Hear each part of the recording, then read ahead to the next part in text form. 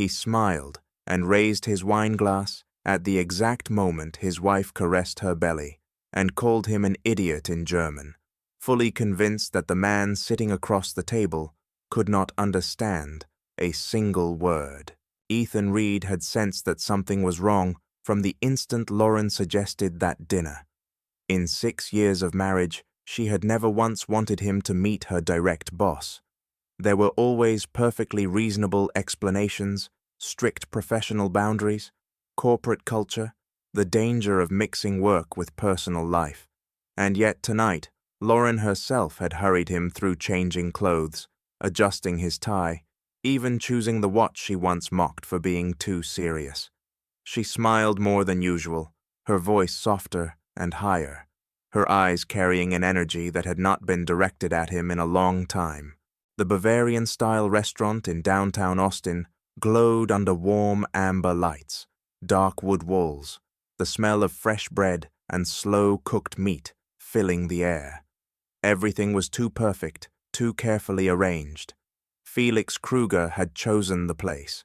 The 49-year-old man with neatly slicked silver hair and a tailored suit radiated the quiet authority of someone used to giving orders and being obeyed.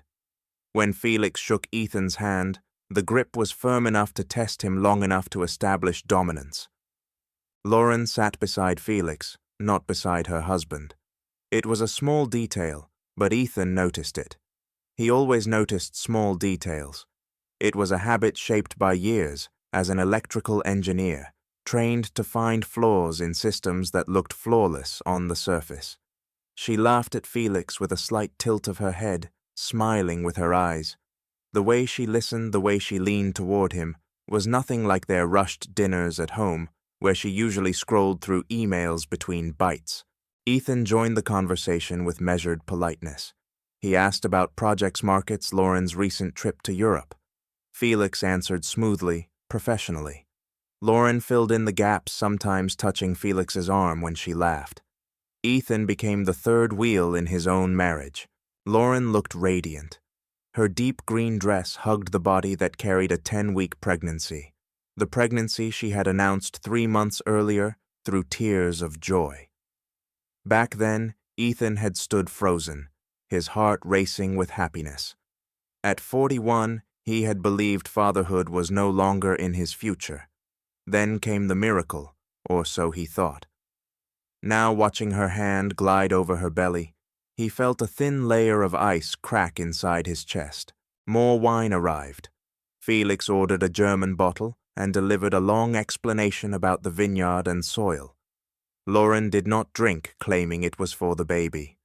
Felix watched her with a protectiveness that felt excessive. Then he switched to German. At first, it was about the wine.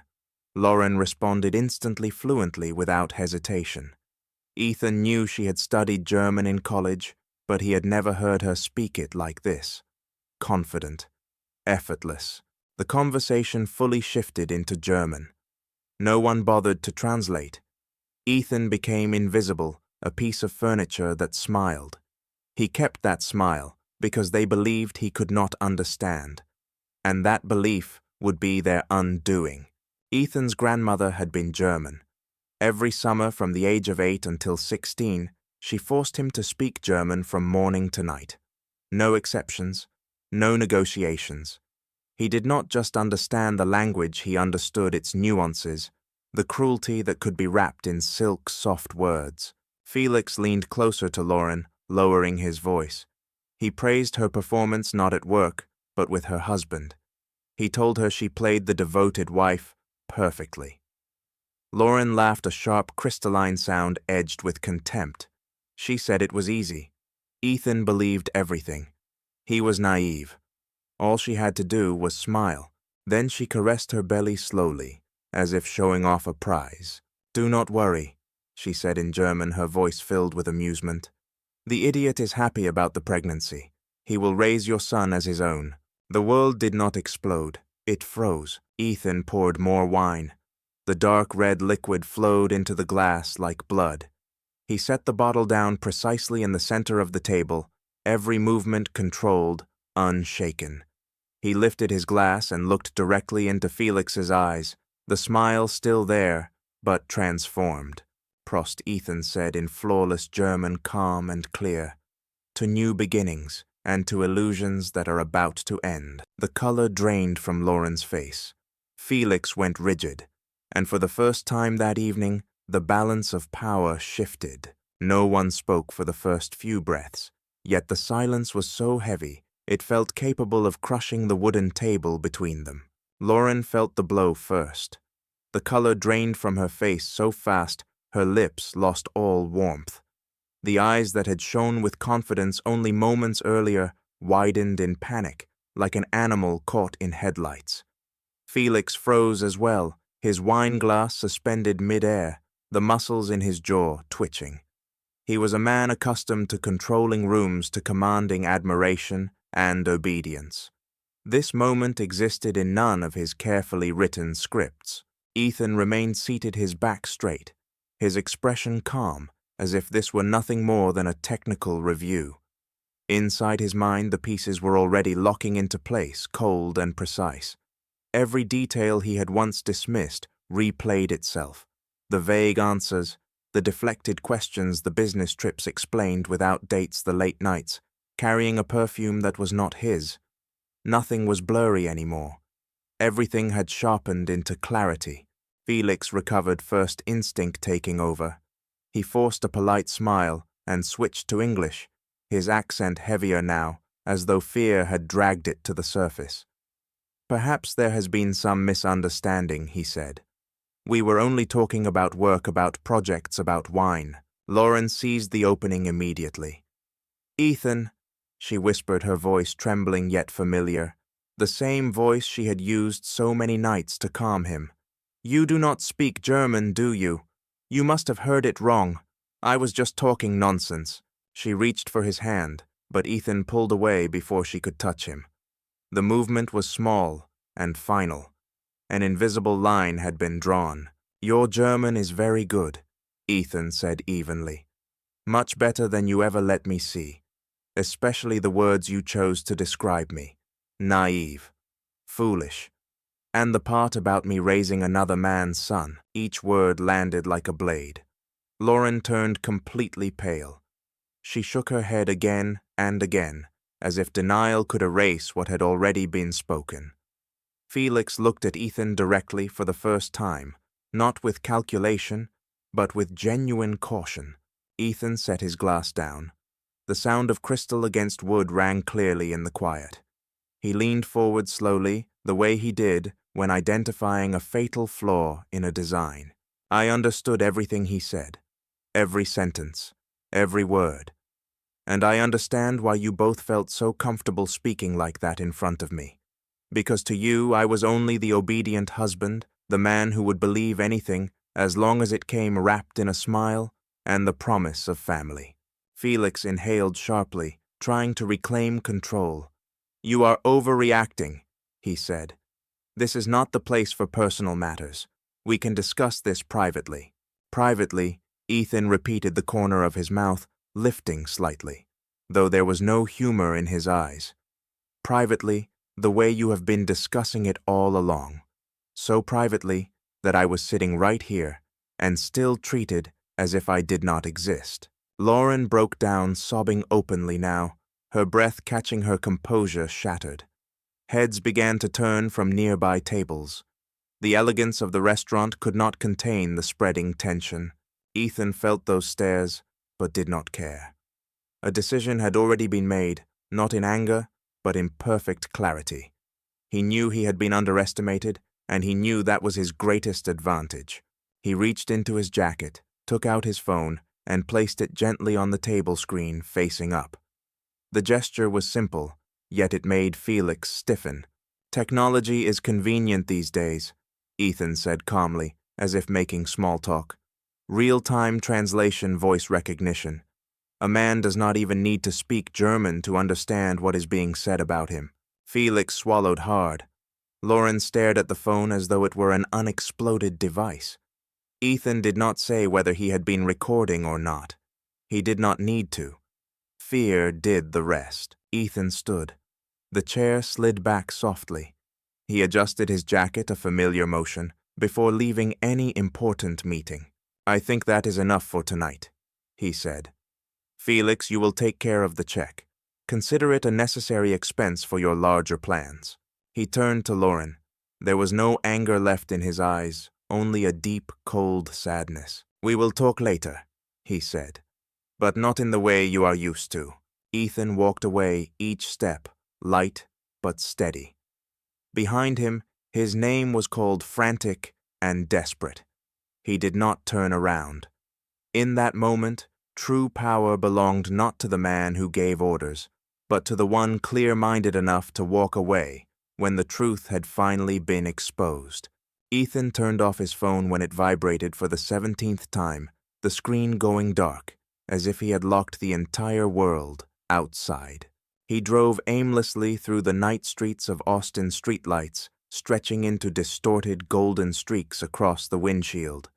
His hands clenched the steering wheel so tightly, his knuckles went pale, yet his face was strangely calm.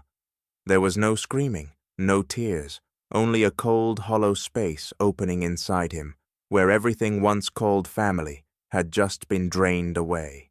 Ethan did not go home.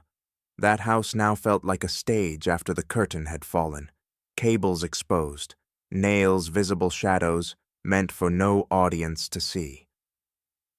He pulled into a small motel near the highway, the kind of place that asked no questions and remembered no faces. The room smelled of disinfectant and old fabric. He sat on the edge of the bed without removing his shoes, his back against the wall, staring at the ceiling washed in uneven light. What was Lauren doing now? Was she truly crying, or already rehearsing a new script? Was Felix calling her, calming her, giving orders, or had he already begun planning his escape? The questions surfaced and dissolved. Ethan did not chase them. He had learned something over the years. When a system collapses, the first step is not panic, it is data collection. He opened his laptop. His fingers moved fast and precise, familiar, as if he were simply at work. The joint bank account, credit card statements, the work calendar Lauren kept synced to the cloud. At first, everything looked ordinary. Household expenses, routine purchases. Then the patterns emerged like background noise stripped away to reveal a clear signal. Every week, almost without deviation, a boutique hotel in the city center. Always in the afternoon, always paired with an expensive dinner nearby. Sometimes a spa for two, sometimes a high-end jewelry store. The amounts were never large enough on their own to raise alarms, but together they told a story. Ethan released a slow breath, not in surprise, but in confirmation. The most painful part was not discovering the betrayal. It was realizing his instincts had been right all along, and that he had chosen not to trust them. He opened the calendar. Every expense matched a work note. Partner meeting. Strategy session. Working with Felix Kruger. Clean, harmless words that now carried a different weight. They were no longer schedules. They were alibis. Ethan closed his eyes for a few seconds. He saw again the moment Lauren announced the pregnancy, her voice trembling, her eyes shining. He remembered how he had held her, what he had imagined for their future. Then he remembered his own business trip in early spring, more than a week in Seattle, endless meetings, lonely dinners in a hotel room. Time, distance. The numbers assembled themselves in his mind cold and exact, like an equation with no margin for error. The phone vibrated again. This time a different name appeared. Owen Park. Ethan answered. Owen did not waste time with small talk. He heard Ethan's voice and understood this was not a casual call. When Ethan said he needed help reviewing family finances, Owen fell silent for a few breaths, then spoke with the tone of someone accustomed to uncovering ugly truths. "Send me everything Owen said, and do not delete anything." The call ended. Ethan looked back at the screen at the figures and lines of text. A sharp thought cut through. Lauren had not just lied. She had done it systematically. And systems always leave traces. He closed the laptop, stood and walked to the window. Outside, traffic flowed. The city lived on, unaware that in a small rented room, a man had just lost his marriage. Yet at the same time, he had recovered something he had misplaced long ago. Clarity. Elsewhere in the city, Lauren sat on the living room floor, phone pressed to her ear, tears falling without pause. She called Ethan's name again and again, unanswered. Felix stood nearby, his face tight, his confidence stripped away. He spoke of damage control, of how Ethan had no real power, just a predictable engineer. But even as he said it, a strange unease crept in. The man who had walked out of the restaurant had been too calm, and men who remain calm after shock are often the most dangerous. Back in the motel room, Ethan opened his laptop one last time that night. He did not cry. He did not shake. He simply wrote. Timelines, expenses, questions that needed answers. In that silence, someone new was taking shape. No longer the blindly trusting husband, no longer the man everyone underestimated, but someone who had decided that if the truth could destroy his life, then he would use that same truth to rebuild everything on his own terms. Ethan made his first note just as dawn broke, not with a pen, but with a decision so cold that even he could feel himself crossing into someone new. Morning in Austin was heavy and damp.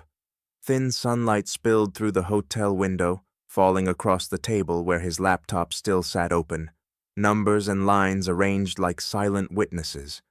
Ethan remained motionless for a long time, coffee cooling in his hand. The pain no longer screamed. It had compressed, thickened, transformed into the most dangerous fuel of all absolute clarity. He called Grace Holloway the moment the law office opened. His voice was steady and precise, without hesitation. He did not ask what to do. He said he was ready. Grace listened without interrupting. As Ethan laid out the facts in short, controlled sentences, the affair, the unclear pregnancy, the irregular flow of money, she understood. This was not a man in panic trying to save a marriage. This was a man preparing to enter a battlefield with a map. When Ethan finished, Grace spoke calmly. He had grounds for a fault-based divorce, and more importantly, he needed patience. Not for Lauren's sake, but for his own. Ethan returned home at midday. The house was unnervingly quiet. No hurried footsteps, no familiar perfume. Lauren was not there. He walked through each room like an investigator surveying a scene. The framed photographs on the walls now looked less like memories and more like exhibits. Lauren's smile in their wedding photo, her expression when they bought this house, everything carried a different meaning now. He opened the drawer of Lauren's desk. He did not rummage. He observed. The folders were arranged too neatly, receipts folded with care. That level of order was not innocence. It was preparation. Lauren came home as the sun dropped low. She froze in the doorway when she saw Ethan in the living room. For a brief moment, she seemed ready to slip back into the old role, the fragile wife in need of comfort. The tears were already there, but Ethan gave her no opening. "We need to talk," he said. His tone was neither raised nor soft. It sounded like the start of a meeting. Lauren sat down, her hand moving to her stomach by reflex. She spoke first. About misunderstandings, about work stress, about him hearing things wrong. Ethan lifted his hand, stopping her. He placed the laptop on the table and turned the screen toward her. There were no explicit images, only calendar statements, timelines circled in clean lines. He did not accuse. He asked questions. How many weeks pregnant are you exactly? On which days did you meet Felix? How do you explain the charges every Thursday afternoon? Lauren fell silent. This silence was nothing like the one at the restaurant. There was no audience, no Felix. Only the truth, and a man who could no longer be guided. She cried. This time the tears were heavier, more convincing, or at least they appeared to be. She spoke of pressure, of loneliness, of Felix being present when Ethan was consumed by work. She said things had spiraled beyond her control, but Ethan heard something else. He heard negotiation. He stood up. Lauren looked up at him, a fragile spark of hope flickering in her eyes. But Ethan said only one sentence, and the room went cold. "I have spoken to a lawyer." Lauren went rigid. She asked what he planned to do. Ethan looked at her for a long moment. There was no love left in his eyes, and no hatred either. Only certainty. "I will protect myself," he said, "and I will do it with the truth." Elsewhere, Felix sat in his glass office staring out over the city with a sense of unease he had never known. He read Lauren's message, short and frantic. "Ethan knows." Felix frowned and called her, instructing her to hold the story. In his mind, Ethan was just an engineer, a wounded husband, not a threat. Felix was wrong. Back at the house, Ethan gathered a few personal items, not in haste, not in anger. He packed as if preparing for a long business trip. As he reached the door, Lauren called his name, her voice breaking. Ethan paused, but did not turn around. "Some things cannot be fixed with apologies," he said, "and some truths once spoken never return to where they came from." The door closed softly, but in that moment, another door opened. Not the door to blind revenge, but the path of a man who had learned that real power does not come from controlling others, but from never allowing himself to be controlled again. The first email arrived while Ethan was standing in an elevator, and the single subject line was enough to knock his heart out of rhythm. The data matches. Owen Park never used decorative language. He never had. The message contained only a few short sentences attached to a dense file of tables and diagrams. But to Ethan, it was not a spreadsheet. It was a map of a maze, and for the first time, the exit was visible. Ethan sat down at a small coffee shop near his former office, a place he used to visit every morning before everything collapsed. The smell of dark roasted coffee and the steady hum of the grinder created a strange rhythm, as if the world were still functioning normally while a hidden storm gathered beneath the surface. He opened his laptop and pulled up Owen's file. Numbers do not lie. They only wait for someone willing to look long enough. Owen had connected every transaction Ethan had sent. Small expenses spread evenly, invoices legitimized by harmless project codes, intermediary companies with names that sounded perfectly legal. But when placed side by side, a pattern emerged with chilling clarity. Familiar vendors were suddenly replaced by newly formed entities. Contract prices increased quarter by quarter, and then, like a shadow behind the stage, money flowed back through accounts Lauren had access to. Ethan leaned back in his chair, not in shock, but in the weight of understanding. Lauren had not only betrayed him in bed, she had stood at the center of a machine, and that machine was powered by Felix. Owen called immediately afterward. His voice was low and steady. "This is not an error," Owen said. "This is a structure. Shell companies, inflated contracts, kickbacks returning in percentages. If we dig deeper, there will be more." Ethan looked out through the glass. Outside, people hurried along the street, each carrying private concerns. No one knew that in a quiet conversation, a network was beginning to reveal itself. A chill ran down his spine, not fear, but absolute clarity. He had crossed beyond the boundary of a marital drama. This was another story, now one where the truth could destroy more than a single family. Across the city, Felix sat in a closed conference room, his voice firm and controlled. He issued orders like a general accustomed to command. Cut unnecessary communication. Tighten procedures. Leave no openings. In Felix's mind, Ethan was still a minor variable, a wounded husband tangled in divorce, not a threat to a system that had run smoothly for years. Lauren could not sleep. She lay in the empty bed, one hand resting on her stomach, feeling each small movement inside. Her fear was no longer vague. It had shape. She knew she had gone too far, and for the first time, she was not certain Felix could protect her. When her phone vibrated, she flinched. It was only a short message from Felix, cold and efficient, instructing her to stay silent and follow the plan. Not a single word of comfort. Ethan closed his laptop and took a slow breath.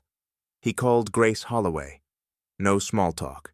He told her the situation was larger than a divorce, that there were signs of corporate fraud. On the other end, Grace was silent longer than usual. When she spoke, her tone had sharpened. "This changes everything," she said. "You need to protect yourself. And if you decide to go further, you must do it the right way." Ethan knew exactly what she was thinking. A whistleblower. A word that sounded both noble and dangerous. He did not answer right away. He looked down at his hands that had assembled circuits and repaired complex systems. He had never sought the role of a hero, but he had never accepted living inside a lie, either. That evening, Ethan sat alone in his temporary apartment, city lights spilling through the window. He opened his notes again, not to add data, but to ask himself one final question. If he stayed silent, he could retreat, safely rebuild his life, leave behind a corrupt system that would continue to crush others. If he spoke up, he would become a target, scrutinized, threatened, labeled a destroyer. Somewhere, Felix believed he still controlled the game. Lauren believed that if she followed instructions, everything would be fine. But they did not see what Ethan saw with perfect clarity. The truth, once connected correctly, was no longer fragments. It became a solid weight, heavy enough to crush those who believed themselves untouchable. Ethan closed his eyes for a few seconds. When he opened them, the decision was already there.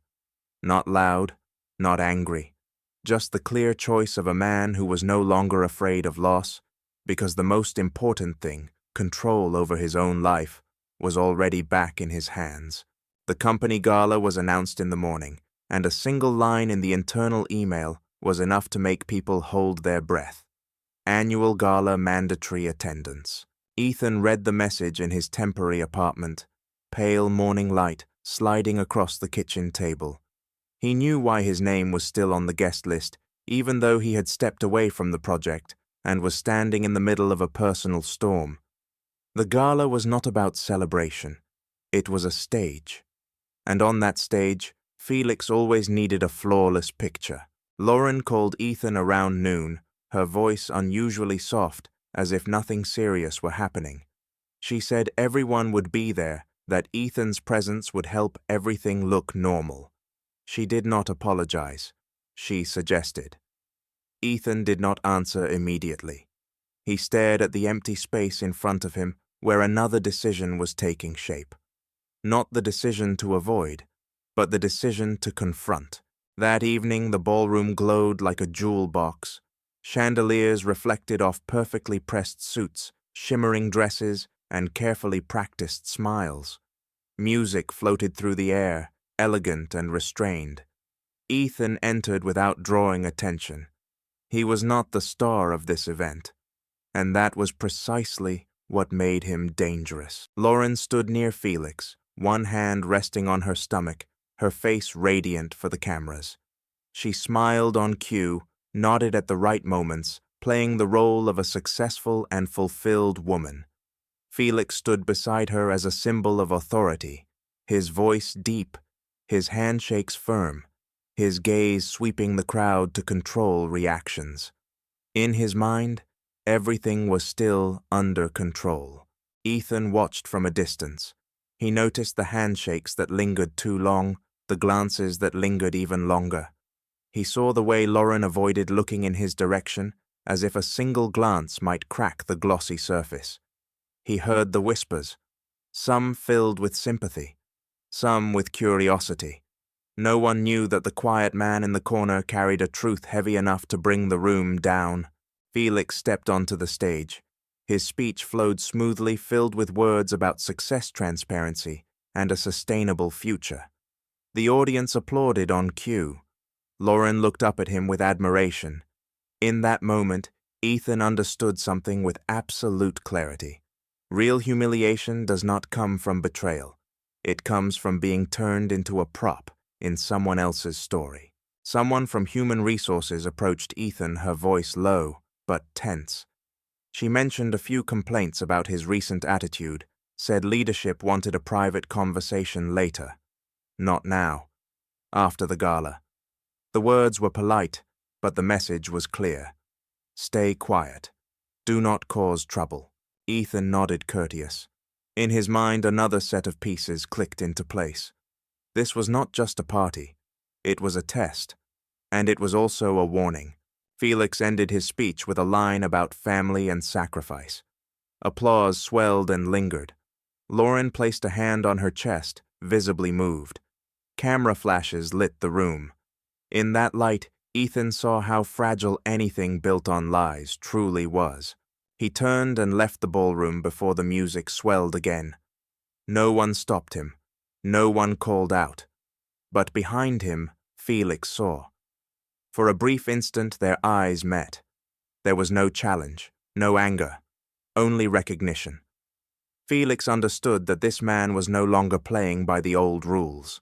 Later that night, the next email arrived quickly. Ethan's access to the internal system had been revoked.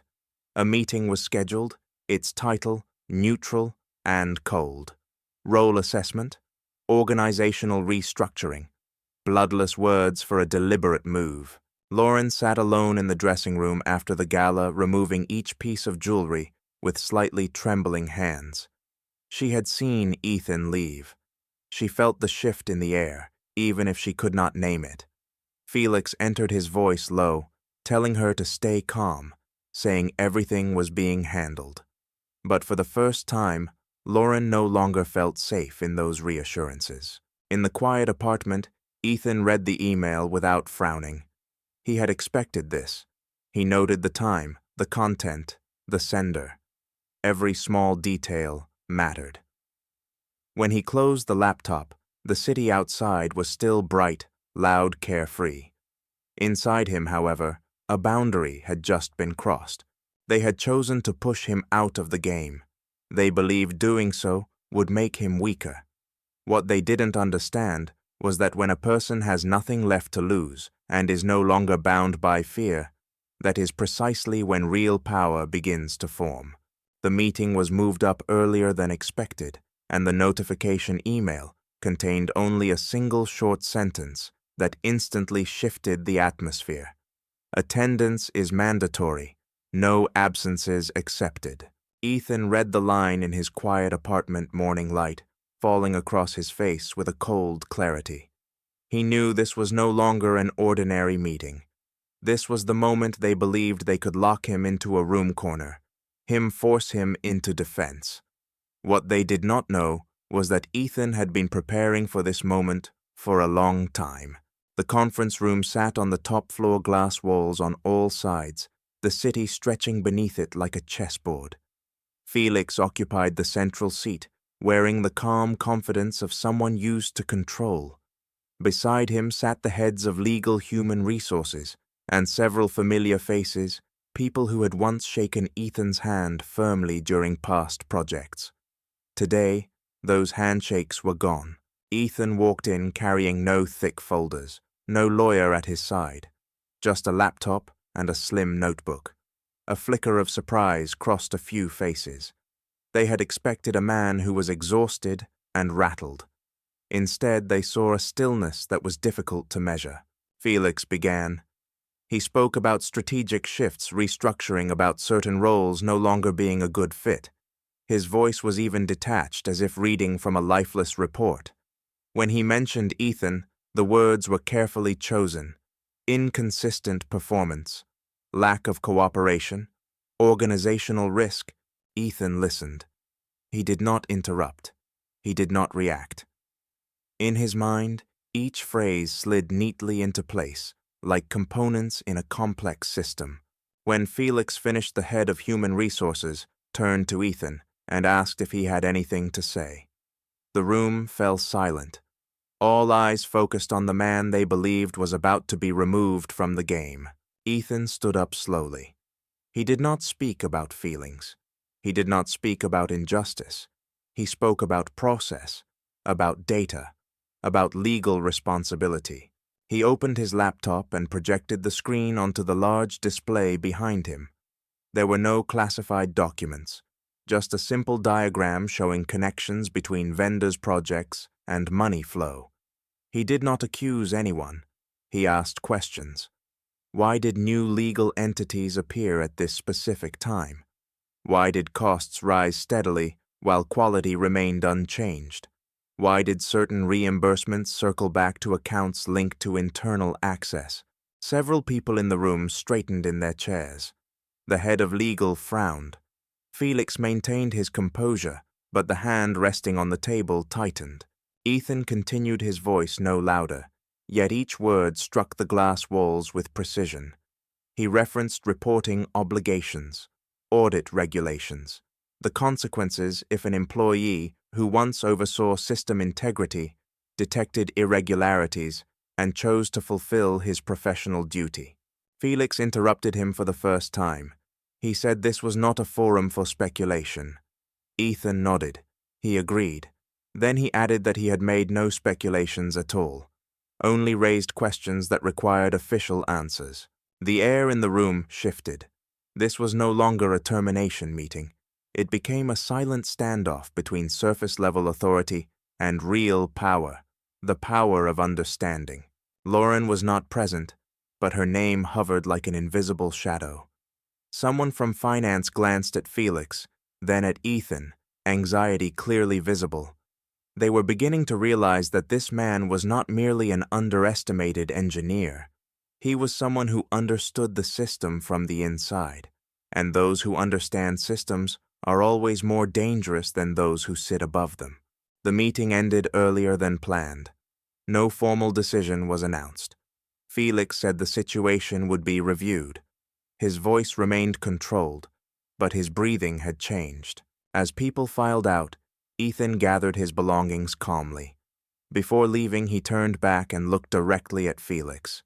There was no threat, no provocation, just a sentence spoken softly enough that no one else could hear. Some systems appear unbreakable, he said, but they only stand because everyone believes no one would dare touch them. Felix did not respond, but in his eyes appeared something he had never been forced to face before: uncertainty. Ethan stepped out of the conference room and into the elevator. As the doors closed, he felt his heartbeat clearly, not from fear, but from quiet confirmation. He was no longer a piece on the board. He was someone who understood the rules of the game, and from that moment on, every move they made would have to account for him whether they wanted to or not. The message arrived while Ethan was in the elevator, and just 4 short words were enough to freeze the air. "We need to see you now." He did not reply. The elevator descended slowly, his reflection sliding across the dull metal walls.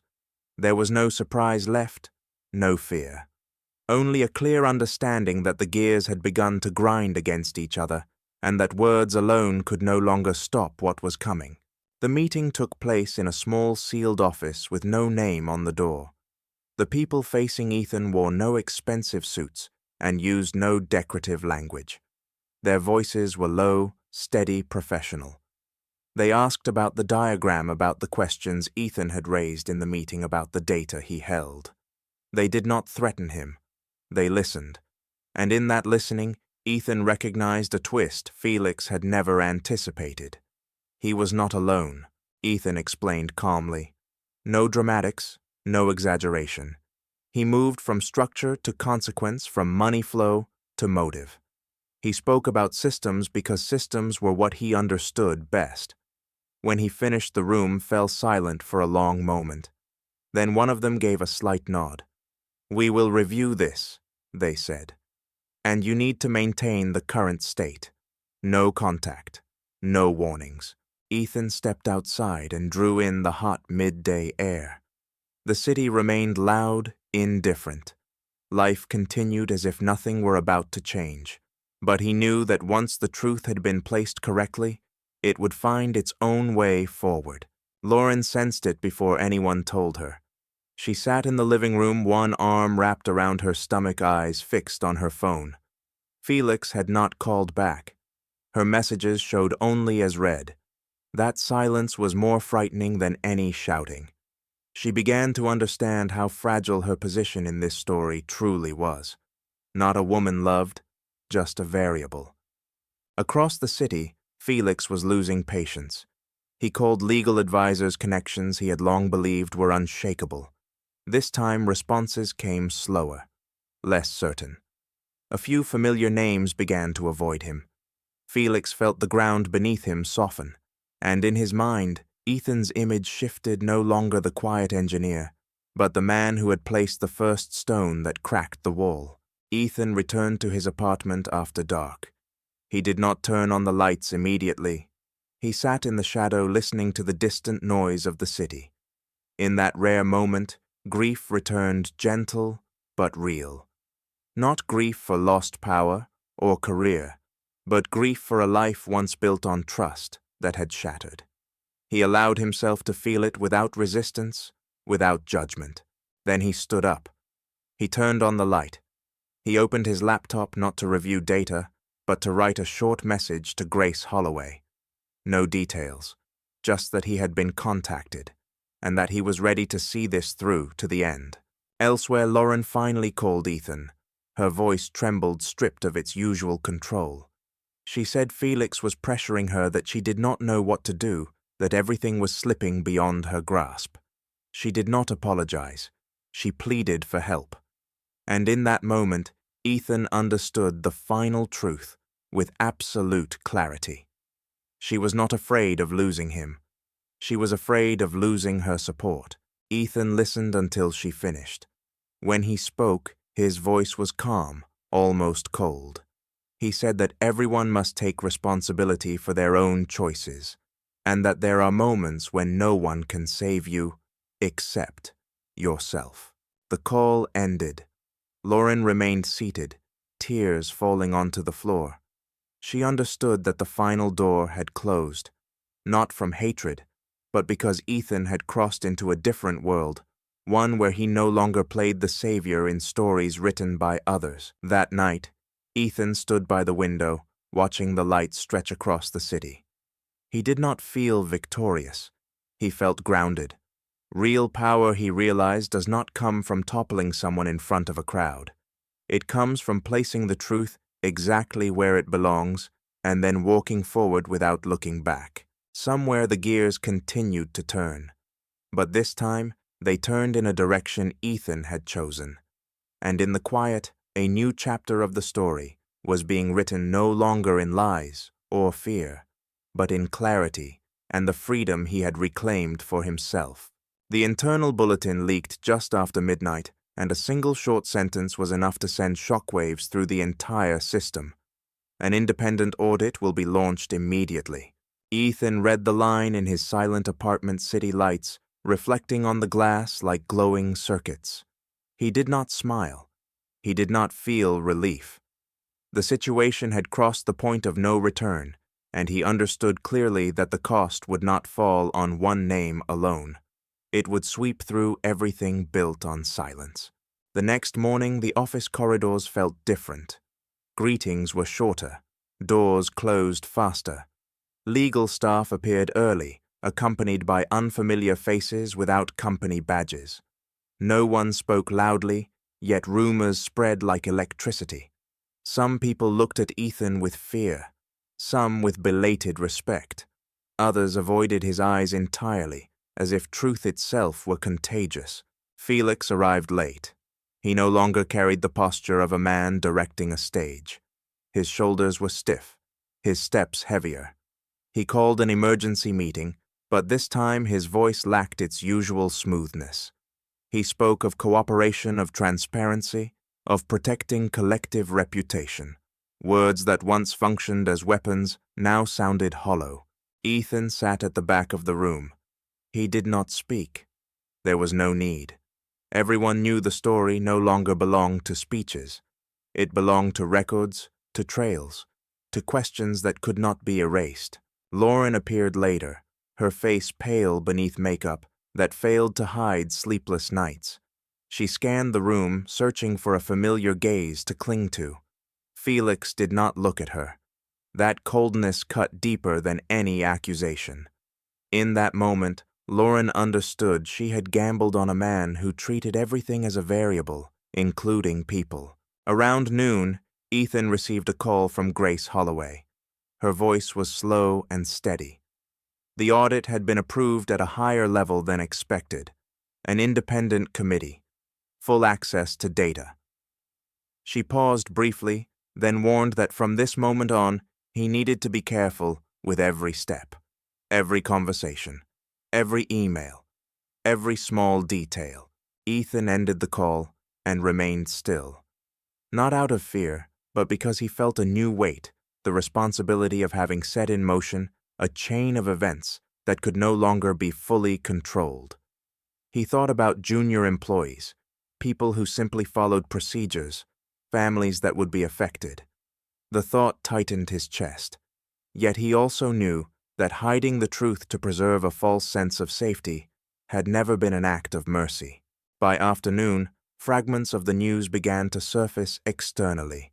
No names, no specific accusations, just familiar phrases, governance irregularities, compliance risks. The market reacted immediately. Share prices fluctuated sharply. Partners demanded explanations. A system once solid as steel began to tremble under its own weight. Felix called Ethan near the end of the day, not into the glass conference room, but into a smaller, more private office. He did not circle the issue. He said Ethan had gone too far, that there were unwritten rules, that breaking them would hurt many people. Ethan listened, his expression calm. When it was his turn to speak, Ethan said only one sentence.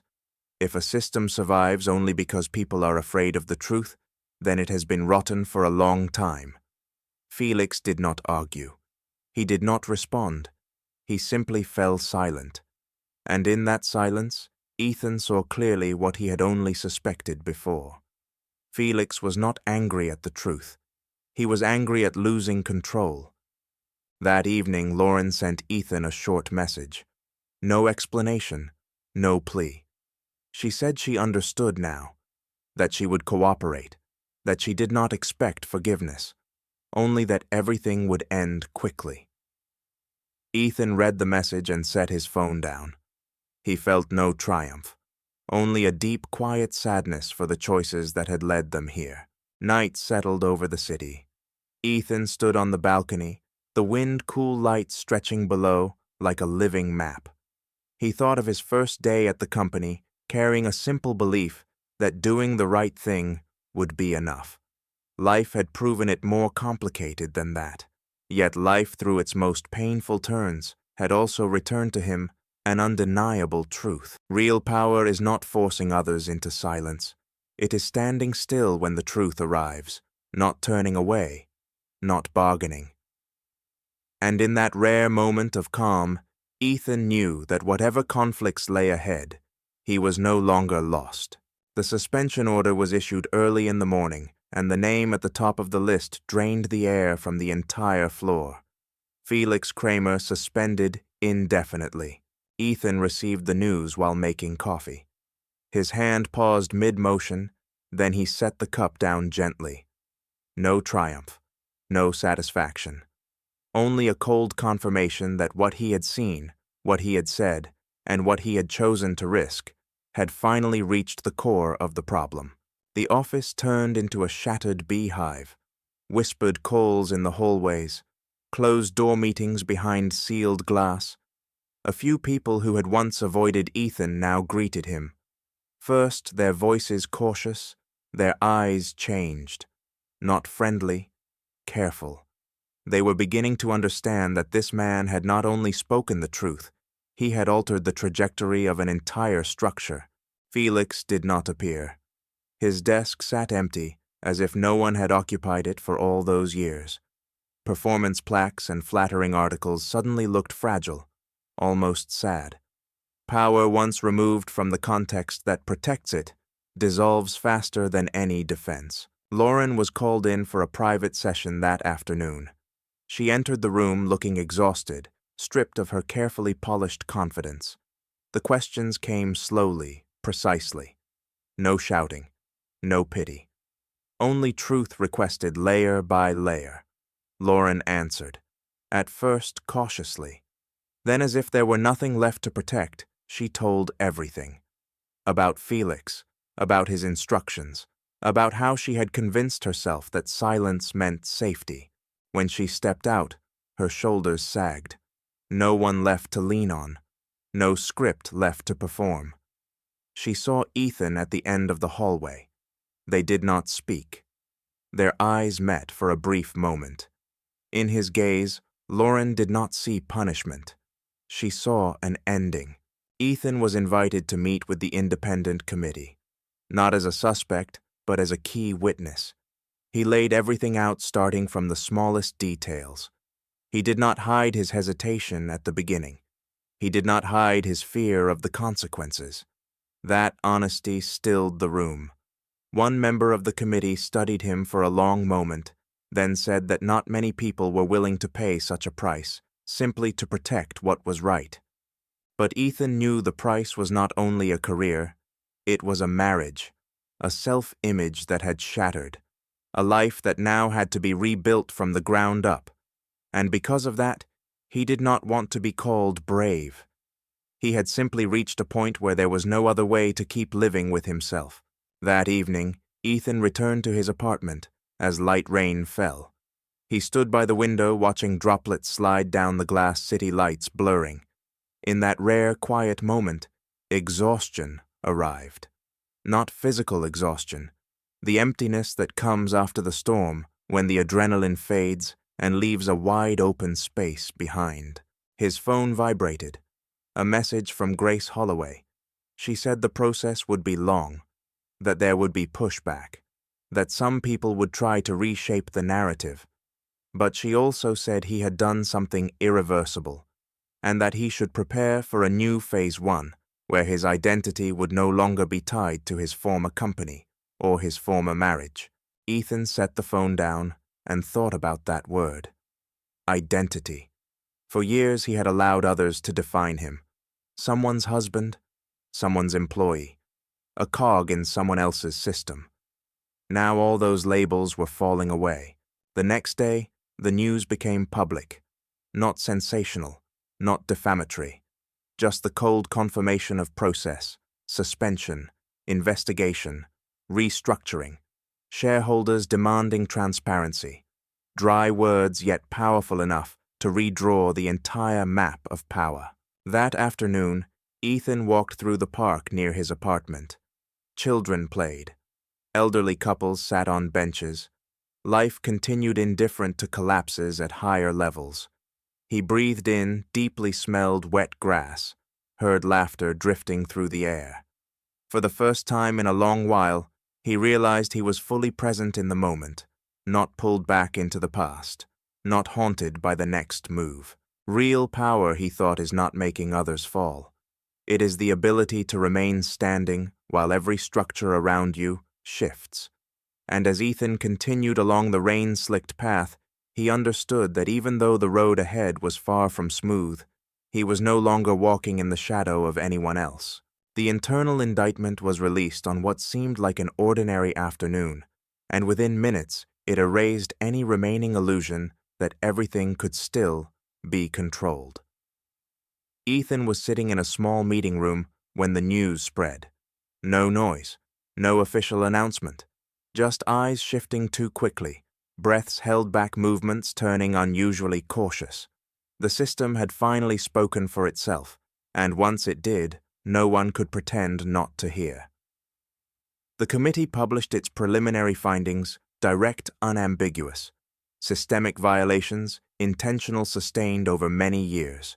Decisions, signed transfers, concealed, people turned into tools and discarded. Felix was no longer a name whispered in hallways. He became a file. Lauren disappeared from the company in a single morning. No farewell email, no explanation. Her desk was cleared as if she had never existed. But Ethan knew that for her, this disappearance was not freedom. It was the beginning of a long road facing herself without armor, without borrowed power. That evening, Ethan received an unfamiliar call. On the other end was an older man with a low, steady voice, introducing himself as a senior board member. He said that for years they had grown used to not asking questions because everything delivered profit. But this time, the questions could not be silenced. He thanked Ethan not warmly, not ceremonially, just a dry acknowledgement that without him, they might have continued to look away. Ethan ended the call and sat in the dark for a long time. He thought about the people who would lose their jobs when restructuring began, the families affected, the costs never mentioned in reports. Truth is never one-sided, but he also knew that prolonging a rotten system only makes the price grow heavier over time. Days later, he was offered a temporary role within the transition team, an independent advisory position. No administrative authority, no power to command, only the responsibility to ask the right questions and refuse silence when it mattered. Some were surprised, some objected.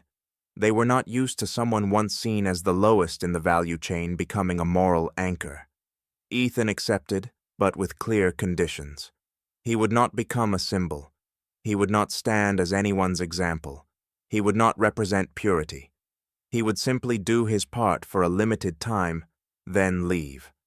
He had learned that the greatest power does not lie in staying, but in knowing when to walk away. In the tense meetings that followed, Ethan often remained quiet. He listened to arguments, justifications, proposals wrapped in elegant language, and when needed, he spoke. Not loudly, not forcefully. One short sentence precise enough to bring the entire room to a halt. People began to understand that his weight did not come from a title, but from the fact that he no longer had anything to lose by telling the truth. One late afternoon, Ethan met Grace Holloway at a small cafe near the former headquarters. She looked tired, but her eyes were lighter. She said the process would take time, months, maybe more than a year. She asked if he regretted it. Ethan looked toward the street, where traffic moved slowly under the fading light, and said no. Not because everything was fine, but because if he were taken back to that moment, he would still choose the same path. When they parted, Grace said something Ethan would remember, that sometimes the person who changes a system is not the strongest, but the one who refuses to keep lying to himself. Ethan walked along the sidewalk, feeling the air grow cooler. He thought of the man he used to be, always accommodating, always trying to please. That man had vanished in the chain of events that brought him here. Night fell, and the city lit up window by window. Ethan stood alone on his balcony, wind brushing past his shoulders. He did not know where the future would take him, but for the first time, he knew one thing for certain. He would never again become someone who stayed silent, so others could remain comfortable. And in that silence now, there was no fear left. Only a slow, steady resolve, strong enough to carry him into the final chapter of the story. The final verdict was announced on a quiet morning, and the name that once made an entire system tremble was now nothing more than dry ink on legal documents. Ethan was standing in the middle of the station when the notification appeared on his phone. He did not stop. The crowd kept flowing, metal wheels screeched along the tracks, other lives continued to move forward. But in that moment, a long, heavy chapter finally closed. Felix was convicted. No more power. No more glass corridors. No more discreet handshakes. The man who once controlled other people's fates with a few words now sat silently in the courtroom, his eyes empty. No cheers. No sympathy. Justice, when it arrives, late needs no audience. Lauren did not appear at the trial. She had left the city beforehand quietly, the same way she had disappeared from the company. People said she was starting over somewhere no one knew her past. No title, no privilege. Just a person facing the consequences of her own choices. Ethan did not seek out news about her. Some stories are meant to end on their own. Ethan stepped out of the station, the morning wind brushing his face. He took a deep breath, not to celebrate, but to feel. To feel the long overdue lightness. To feel that for the first time in a very long while, he was no longer forced to react to other people's decisions. A few weeks later, he officially stepped away from his advisory role. No farewell speech, no tributes. Just a brief handshake with Grace Holloway and a shared look of understanding. She told him he had done more than he realized. Ethan replied that he had simply done what he could no longer avoid. He moved to another city, smaller, slower, a place where no one knew his old story. In the mornings he walked along tree-lined streets, hearing cafes open, smelling fresh bread in the air. In the evenings he read, he wrote, he reclaimed thoughts long buried under the pressure of having to be someone. Some nights, old memories still returned. Tense meetings, suspicious glances, moments when he had wondered if he was destroying everything. But alongside those memories came a clarity he had never known. If he had not stepped forward, then he would have lost himself forever. One afternoon, Ethan received an email from a young person. Just a short note of thanks. They said that his story, heard through many layers, had given them the courage to speak up in a smaller, less dramatic, but very real injustice. Ethan read the email twice, then smiled, not out of pride, but because he understood that real impact never lives under bright lights. He stood on the balcony of his new apartment, watching the sun set over low rooftops. The soft orange glow covered the city like a promise that did not need words. Ethan thought about power. It no longer looked like titles, boardrooms, or decisions affecting thousands. To him, now power was the ability to live truthfully, even when no one was watching. This story does not end with a triumphant victory.